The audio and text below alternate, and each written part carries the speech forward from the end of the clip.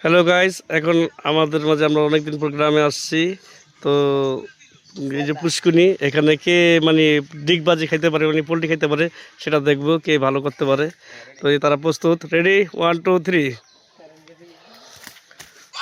ও সে একেবারে পোলট্রি দিয়েছে, তারপর দ্বিতীয় জন।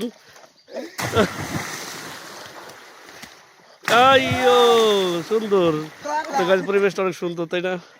দেখেন। আর এই যে আমি সবাই কিছু করতেছে।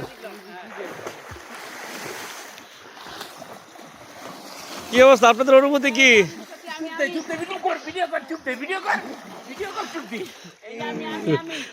এখন এখন সুজন সে এখন এখন এখন চিকনা খান সুজন, সে এখন লাভ দিবে।